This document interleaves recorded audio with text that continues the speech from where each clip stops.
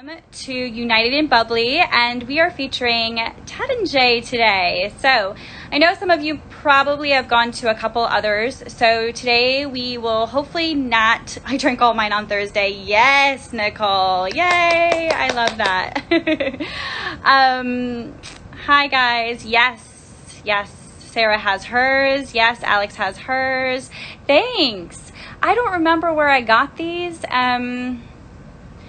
My mom, did you give this to me? I don't know if my mom is on. Did you give these earrings to me? I'm not sure, but thank you so much. Thank you. Yes. Great, Hannah. Yay. Yes, the Viv. All right. You guys grabbed it. I'm so happy. So we can taste through it together. So today, this is going to be really interactive. Yes. Everyone, yay. Oh, so many people grabbed it. Thank you. Oh, Laura's got it too. Oh, amazing. Oh, yay. Thanks, guys. It'll be super fun. We're going to taste it together. I'll spend the most time on the, oh, yes, the Brute. Yes, Shannon. Yes. All right. So we'll spend the most time on that one, I guess, because most of you are drinking that, and I'll just kind of explain the others and what I'm tasting and what you would pair with. So, okay. So today, you guys have to stay through the whole hour. It's just me, so be patient. But we're going to be giving away, courtesy of Champagne, Todd and Shay, we'll be giving away a $100 gift card. It's an American Express gift card, so basically you can spend it on anything, but I highly suggest buying Champagne, Todd and Shay with it if you aren't sipping along. So we're going to go over the rules because it's super important to know how to play our Todd and Shay trivia today. So there are going to be 9 Todd and Shay trivia questions that I'm going to ask you, and you have to answer. So what I'm going to do is I'm going to be holding up one of these papers. How cool is this? You guys can read this, right? Yes, this is my tech savvy self right here. Okay, so I'm going to hold up a question like this, and what you're going to do is you're going to give me the answer that you think is correct, if it's A, B, or C, okay? And the first person to put the correct answer in the comments wins that question. And I will keep track of the questions here, and this bottom one is just in case we have a tie. I've got a tie question. So I'm all prepared for you guys. So we are tasting the 4 cuvées of Todd and Shay. So we have the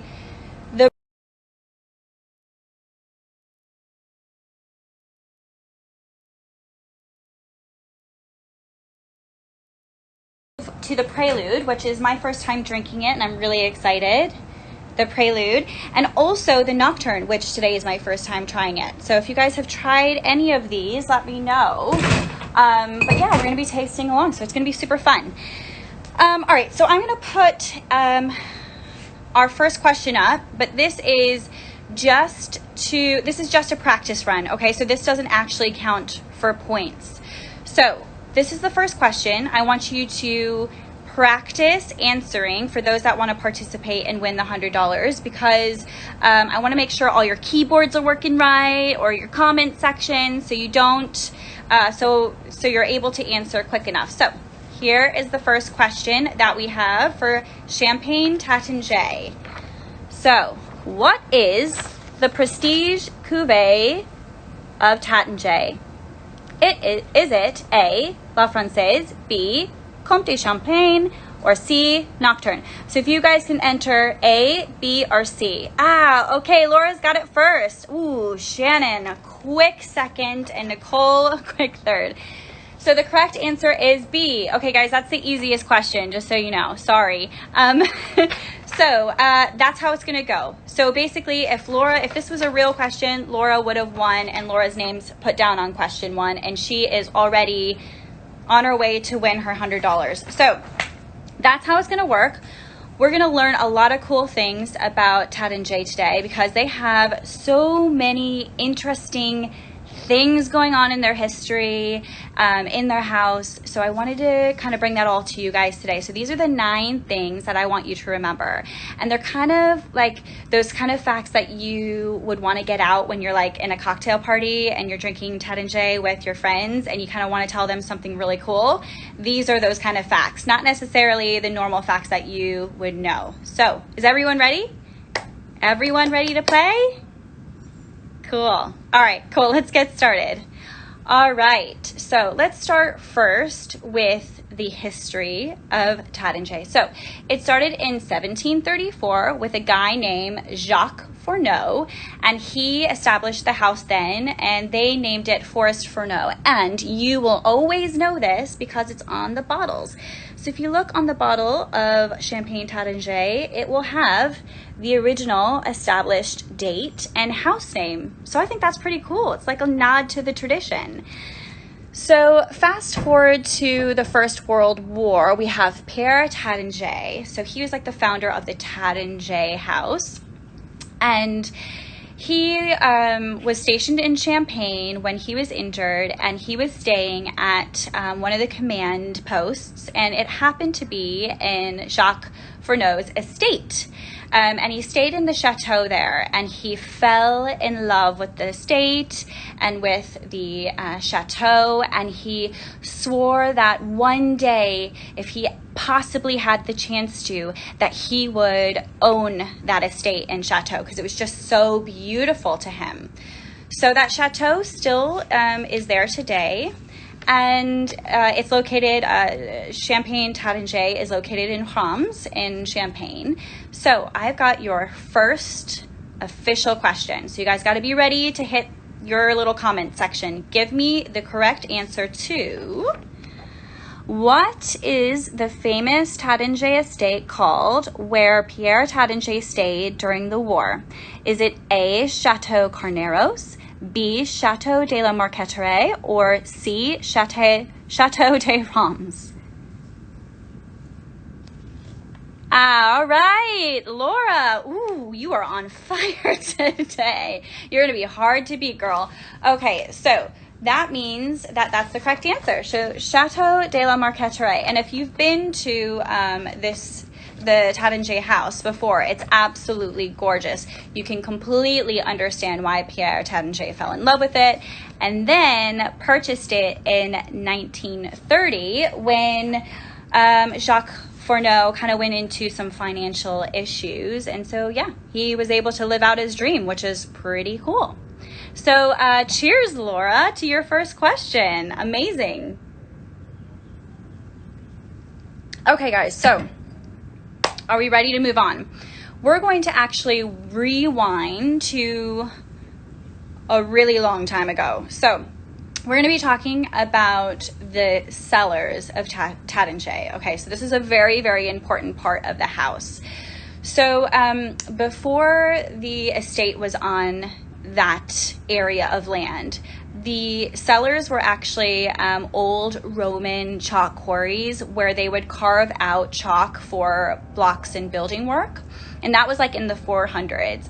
And then if you fast forward 900 years, there was actually an abbey called Saint-Nicaise Abbey. And that was on there.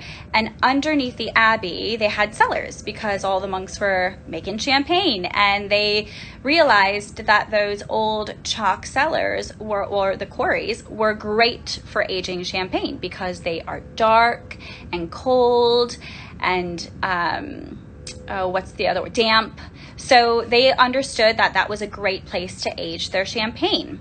So in the French Revolution, unfortunately, that abbey completely got destroyed, but underneath everything stayed. So there were like crypts and vaults and galleries all under there. And if you go to Taittinger today, you will see kind of remains of that old abbey, which is really, really cool.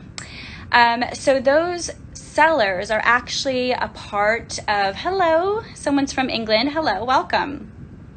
Those cellars are actually a part of the UNESCO World Heritage Site, so they can't be touched, and they're massive. So Taittinger owns two massive cellars under the city of Reims, and one is 2.5 miles long and the other is 6 miles long. Okay, can we talk about this for a second? How long those cellars are? Has anyone on here been to Champagne Taittinger in Champagne? Has anyone walked these cellars before? Because, I mean, that is a lot of cellars to be walking. I hope that if you have been and you have walked those cellars that you had plenty of champagne as a reward afterwards. Yeah. Yes, Laura, I know you have. You have amazing photos. Oh, cool. Yes, Sarah. Yes, Shannon. Perfect. So you guys, I'm sure you got lots of exercise, and I hope you got a lot of champagne. So yes, perfect. Lots of people been there. Amazing. So we are on our second question to win the $100. All right, guys. So here we go. How many bottles in total are kept in both cellars of Todd and Shay? So this is total. Is it 1 million bottles, 10 million bottles, or 22 million bottles? What's the answer?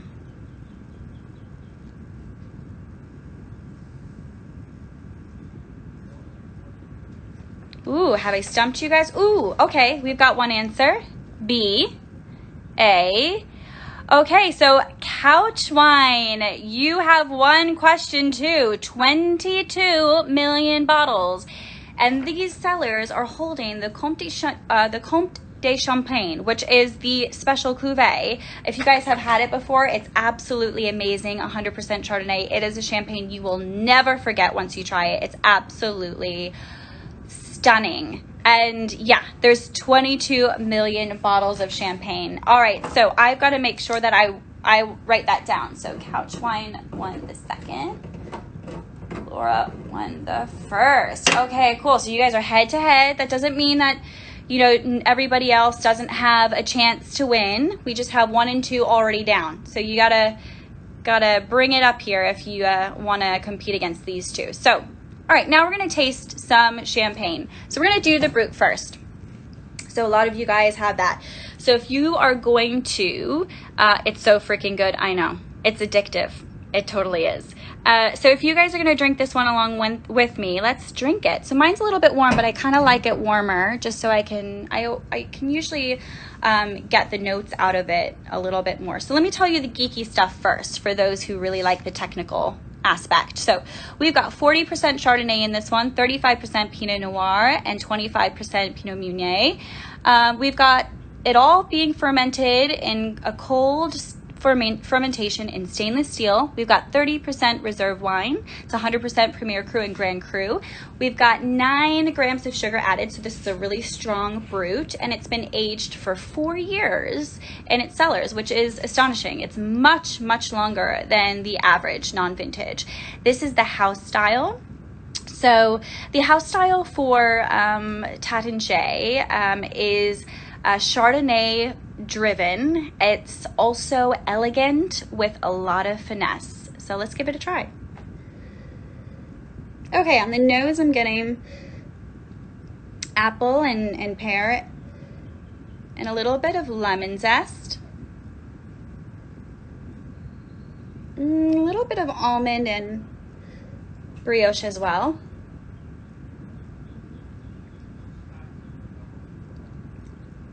Quite lively on the palate, really nice. I really taste that acidity, which is lovely in Todd and Shay. On the palate, I got a little bit more of the peach. I think that Sarah was talking about that. So Sarah, I get that now on the palate, but I still get a lot of citrus. I think it's just really well balanced, a really nice champagne. This is one that you can totally drink on your own. For those that are tasting along with me, are you guys getting any similar notes, any different notes than what I have gotten just here?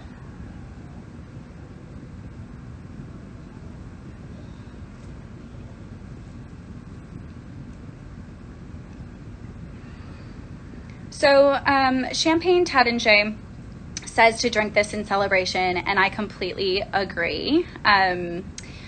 I will be drinking this today, celebrating with my husband. For those that have watched my stories, Champagne Squad just became an LLC in the US. I'm super excited about that. And on the same day, I hit 10,000 followers. Crazy. I woke up and I was like, whoa. So I have a lot to celebrate. So thank you, Champagne Todd and Shay, for this, because I will be celebrating with this one in particular. Is this particular champagne for the US market? Good question. I don't actually know, but I think we have Todd and Shay and co-brands on. So if you guys can answer why it's called Brut La Francaise, and is it because it's just for the US market? So we'll try to get that answered to you guys in the comments here.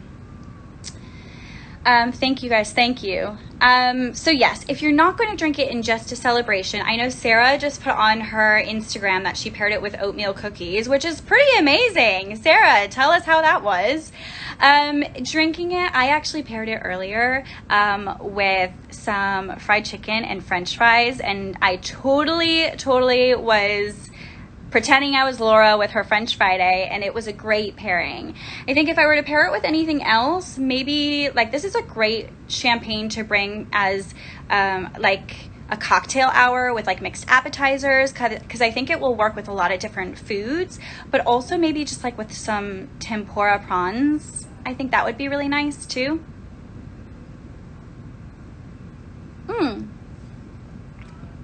So here in Panama, it has only Brut in the label without, La Francis. Very interesting.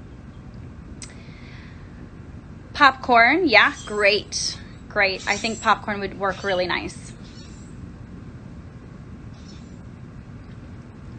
Cheers, Sylvan. Hello, guys. Terra Tusum, welcome. It's always so good to see you guys. Okay, so that is our Brut, our non-vintage Brut, our house style. So if you guys have any more questions, again, I'll try to get that one question answered for you guys. And if I can't get it answered in this hour, look out for my stories later. I'll make sure to find it for you. All right, are we ready for more questions? Who's ready to win $100? I wish I was winning $100. Okay, guys, so let's talk about this house, because we've heard before, especially in the previous tastings, it's a family run house, but it's not a small house. This is a pretty big house. So Champagne annually will produce over 300 million bottles of champagne, and Champagne Taittinger produces over 5 million of those 300 million. That is a huge percentage of the overall champagne production. And of that, 70% of it is actually exported. And guess what the two major markets are? The UK and the US. I'm not surprised. I see it in both markets. It's a great, and we're very lucky. It's a great champagne to have, to be able to access quite easily. So it's been a champagne that's a staple in international history and culture. Hello from Ireland. Hi. Oh, love to you in the hobby. Hey, Gary, hi. Yes, so it has been in the Brazil World Cup. It also was the champagne for the BAFTAs. And then we have another time that it was in our culture. So I've got your next question for you. So get ready. Yes. Okay, so the label, La Francaise label, is for the US. And it's called Brut everywhere else. Thank you so much for that. Perfect. Amazing. Okay, guys. So, are you ready for the next question?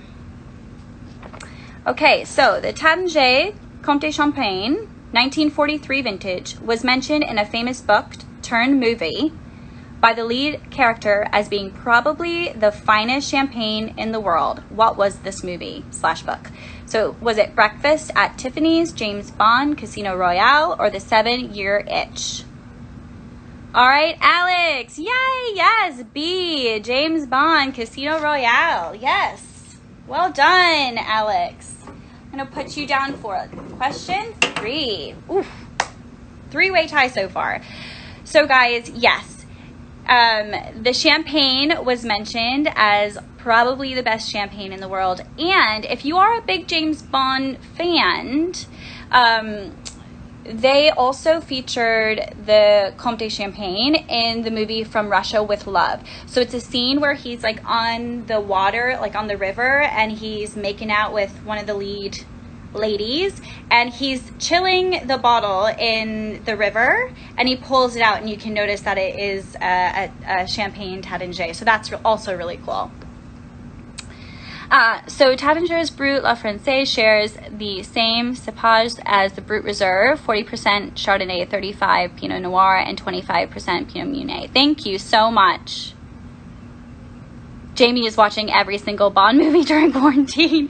You know what? When I was actually finding all these fun facts for you guys, I told my husband, I was like, I really want to watch James Bond now because, you know, he's featured so many champagnes throughout his movies that I'm like, actually, I think I'll have a whole new love for James Bond now. All right. Well done, guys. Well done. All right. So I have another question for you as we keep going on. Hello, hello, hello. All right, guys. So Todd and Shay designed their largest bottle they have ever designed, and that was in 1988 because they were helping launch a ship, a cruise ship, and at that time it was the biggest cruise ship. I believe it departed from Miami, and it's called the Sovereign of the Seas. I don't know if anyone was around in 1988. I was, but I was probably too young to remember. But yes, they launched the ship with a massive bottle of Taittinger. So just to give you some idea of how big this was, it was 26 liters and 77 pounds. So basically they had to fix a steel bar to the hull of the ship to protect it, so that way it wouldn't create a dent on impact. And there were $1,000 worth of Taittinger in that champagne bottle. And this was one of 10 used for the christening of the ship. Pretty cool, huh? I thought that was pretty cool. So this is my next question for you guys. Someone remembers it. Cool. Amazing.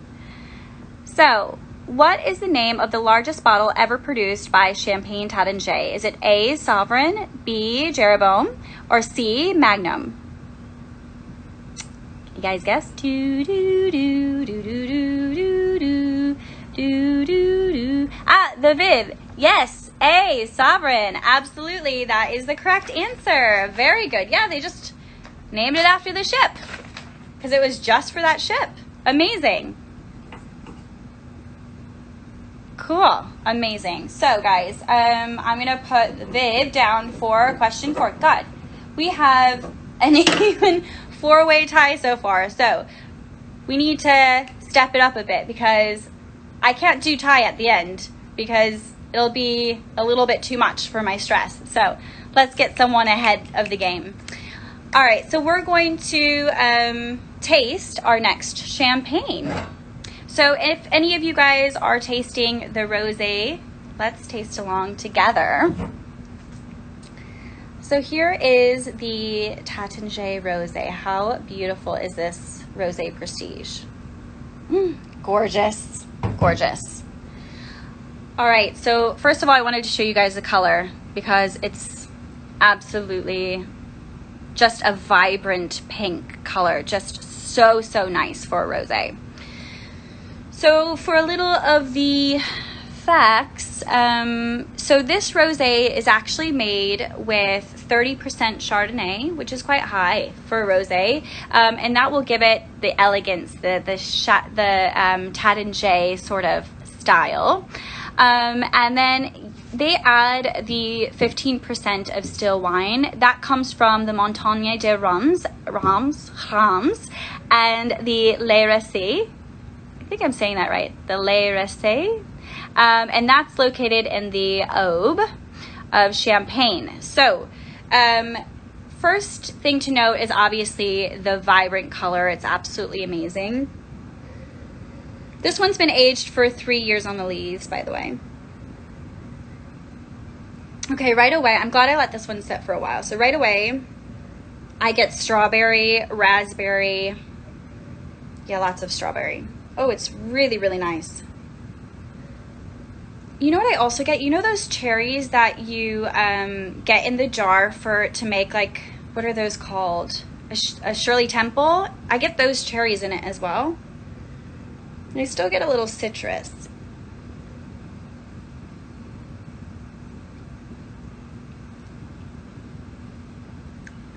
So this is like a little bit fuller and bodied. It's really lively. Oh, really, really nice rosé. Really nice. It's fruity. It's fresh. It's elegant, like a Taittinger. It is. Oh, yes. Yes, thanks, guys.